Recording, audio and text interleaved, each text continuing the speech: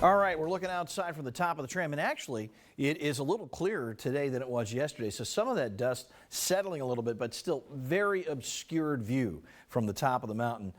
Dust being pushed into the atmosphere. Again, our wind advisory not just lengthened in terms of time frame, but expanded to cover a great deal more area, including the entire Coachella Valley.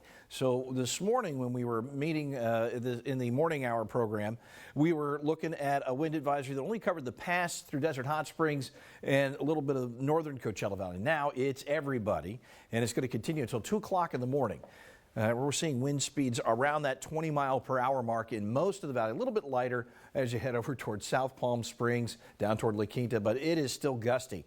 This trough is digging in, and it's a slow-moving system. That area of low pressure kind of centered up around Salt Lake City, just taking its good, sweet time getting out of here. We're seeing mostly sunny skies, but there's a little bit of cloud cover, mainly high, thin cloud cover sliding in. So we'll go with hazy to partly cloudy skies, but very dusty conditions. Our temperatures in the low and mid 70s in West Valley, a little warmer East Valley. We're headed toward the low 80s today. It's going to be pleasant temperature-wise. Sustained winds running around 18 miles per hour in Palm Springs and gustier winds elsewhere. But they're going to pick up again tonight. We're going to see those winds back up in that 25 to 35 mile per hour range as we move into the evening hours and overnight. After 2 a.m., wind speed should start to slowly ratchet down, but it's going to be a process. It's not going to happen all at once.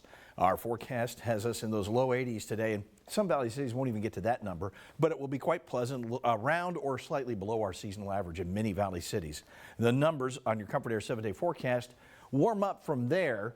The first weather alert day should expire on Thursday early in the morning hours, and then we're looking at 80s and then 90s for the weekend.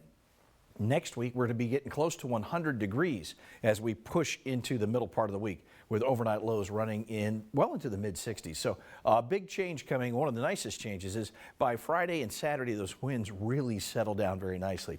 Got a lot of things going on. The Indio Art event out at the Empire Polo Clubs this weekend. So we want those winds to back off. Madison. It'll be a great weekend. Thank you, Patrick. And on Wall Street, it's the last quarter hour of the trading